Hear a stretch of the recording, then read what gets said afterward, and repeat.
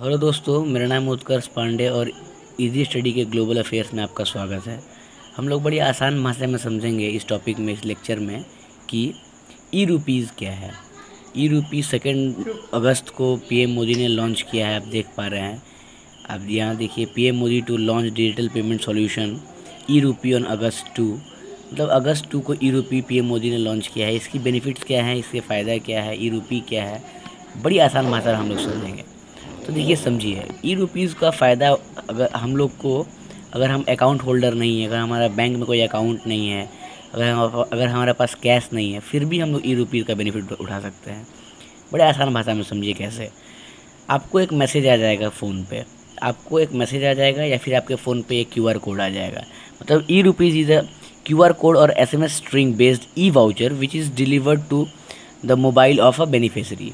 मतलब कि अगर आप बेनिफिशरी हैं, मतलब अगर आपको गवर्नमेंट ये बेनिफिट देना चाहता है, अभी ये गवर्नमेंट कर रहा है, बाद में प्राइवेट लोग भी कर सकते हैं, प्राइवेट सेक्टर के प्राइवेट कंपनीज़ भी ये क्यूआर कोड बना के आपको भेज सकती है, या लोगों की मदद कर सकती है, या लोगों को बेनिफिट पहुंचा सकती है। या मैं अभी आपको समझाऊंगा आगे में। अभी ये गवर्नमेंट स्टार्ट किया है बढ़िया से, अभी ये इसको अभी ये लॉन्च हुआ है ढंग से, हर जगह अभी ये अप्लाई भी नहीं हुआ है, हर जगह क्यूआर कोड आप स्कैन भी नहीं कर सकते हैं अभी। हर दुकान में ऐसा आपको, बगल के दुकान में आप जाइएगा किराना का, वहाँ बोलिएगा स्कैन करना है ई रुपीज़ को, तो नहीं हो पाएगा। धीरे धीरे ये डेवलप करेगा बढ़िया से, बेहतर तरीके से। जब ये इंडिया में बढ़िया से लॉन्च हो जाएगा तो हर जगह ये काम करेगा। ये अपने आप में एक बहुत बड़ी क्रांति है। पहले ये समझ लीजिए कि ये वर्क कैसे करने वाला है, यही इस लेक्चर के माध्यम से मैं आपको यही समझाऊंगा। तो आपके पास बैंक अकाउंट नहीं है, आपके पास कैश नहीं है, फिर भी आप इसको यूज़ कर सकते हैं। कैसे?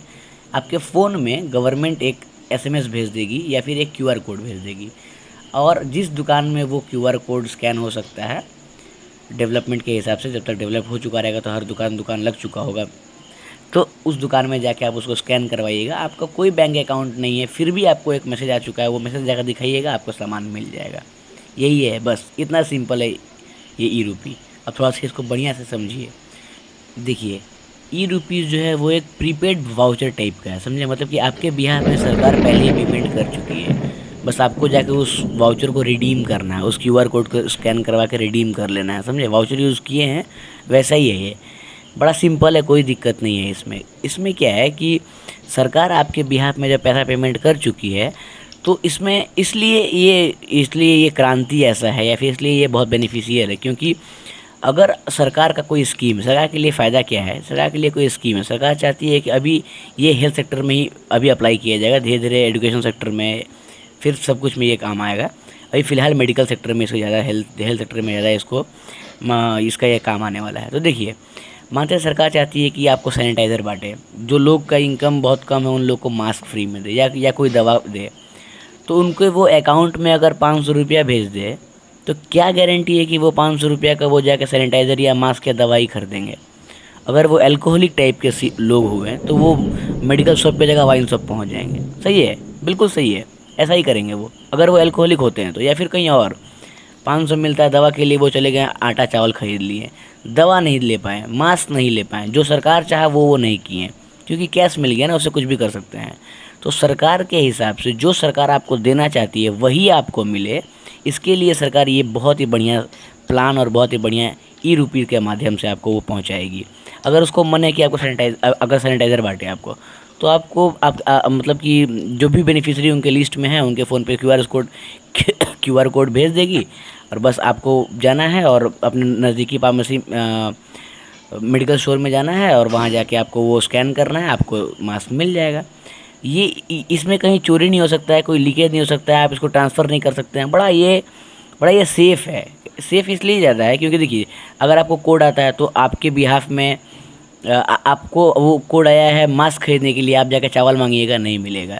वो स्कैन होगा तो मास्क के बदले मास्क का आया है तो मास्क ही मिलेगा आपको। समझ पा रहे हैं? अगर आपको आप चाहिएगा कि किसी को जेंडर से या ब्लूटूथ से उसको फॉरवर्ड कर दें, व्हाट्सएप पे किसी को और वो भेज दें, वो भी ट्रांसफ़र नहीं होने वाला है। आपको आया है, आप ही यूज़ कीजिएगा। मतलब कि, और ये किसी से कोई आपका डाटा शेयरिंग भी, इसमें कोई काम, कोई बैंक अकाउंट कुछ, मतलब पूरा सेफ़ है। आपको सिंपल डायरेक्ट कॉन्टैक्ट हो रहा है गवर्नमेंट से, गवर्नमेंट आपको डायरेक्ट आपको पहुँचा रही है फ़ायदा। हाँ, गवर्नमेंट बैंक से टाई अप कर रही है, गवर्नमेंट क्यूआर कोड बनवा रही है, गवर्नमेंट किसी मेडिकल वाले को बैंक के थ्रू ही पैसा देगी जो आपको मास्क दे रहा है, लेकिन कस्टमर यानी कि हम और आप बेनिफिशरी जो हैं इसके, हम लोग को कहीं भी 3-5 नहीं हो रहा है, हम लोग को डायरेक्ट बेनिफिट मिल रहा है। ई रुपये के माध्यम से अपन लोग को डायरेक्ट प्रॉफिट मिल रहा है। बैंक से गवर्नमेंट का क्या सीन है, फिर धीरे धीरे जब ये और बड़ा डेवलप करेगा बड़े स्तर पे, तो प्राइवेट कंपनीज मानते हैं कि रिलायंस को गरीबों में चावल बांटना है, तो वो क्या करेगी कि जो चावल के बड़ी कंपनी है उससे जाके QR कोड बनवाएगी, उसको पेमेंट करेगी बैंक के माध्यम से, कुछ उससे QR कोड बनवाएगी। मानते हैं 1 लाख QR कोड बनवा ली, और 1 लाख को वो QR कोड मोबाइल के माध्यम से जियो के, वो अपना प्रचार भी करना चाहता था, मानते हैं जियो के माध्यम से सबके नंबर पे वो QR कोड भेज दिया, और आप उस QR कोड को जाकर राशन दुकान में दिखाएं, और राशन दुकान से आपको चावल मिल गया, राशन दुकान से आपको दाल मिल गया, जो भी वो बांट रही है मिल गया आपको। तो आपने जाके दुकान वाले को पेमेंट नहीं किया है, आपका पेमेंट प्रीपेड हो चुका है पहले ही, जो जियो के अम्माई चाचा कर चुके हैं। आप सिर्फ जाके QR को स्कैन मारे और आपको आपका सामान मिल गया।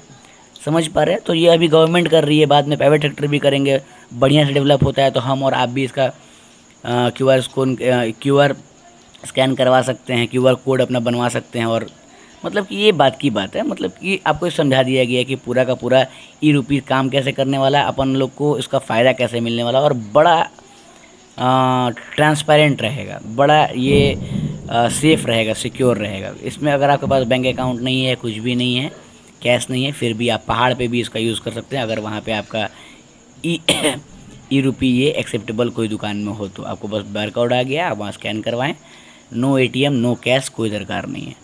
ई रुपये आप समझ गए, अब थोड़ा सा समझ लीजिए कि ई रुपये का डेवलपमेंट कौन किया है। तो ई रुपये का डेवलपमेंट किया है, ई रुपये का development the national payment corporation of India NPCI ने किया है। इसका अपने UPI के प्लेटफॉर्म से इसका NPCI ने इसका डेवलपमेंट किया है। कोलैबोरेशन भी है इसका with department of finance services और ministry of health and family welfare और नेशनल हेल्थ अथॉरिटी, इन तीनों से इसका कोलैबोरेशन भी है। समझ पा रहे हैं? तो यही है ई रुपये, और ई रुपये का फ़ायदा गवर्नमेंट आपको कैसे देने वाली है, आपको मैंने बड़ी आसान तरीके से कोशिश किया समझाने का। अगर आपको समझ में आया हो तो वीडियो को लाइक करें और चैनल को सब्सक्राइब करें। चलिए, तो इसी के साथ फिर मिलते हैं हमारे नेक्स्ट लेक्चर में। तब तक के लिए आपके लिए क्वेश्चन है कि when was UPI started in India, UPI India में कब लॉन्च हुआ, कब से स्टार्ट हुआ, आपको इसका आंसर देना है कमेंट बॉक्स में। और अगर आपको आंसर नहीं आता है तो आपको गूगल या कैसे भी करके आपको इसका आंसर सर्च करके आपको आंसर देना ही है। तो देखते हैं कि आप कितना अवेयर है अपने लेक्चर को लेके, और इसी के साथ फिर मिलते हैं हमारे दूसरा लेक्चर में। तब तक के लिए जय हिंद।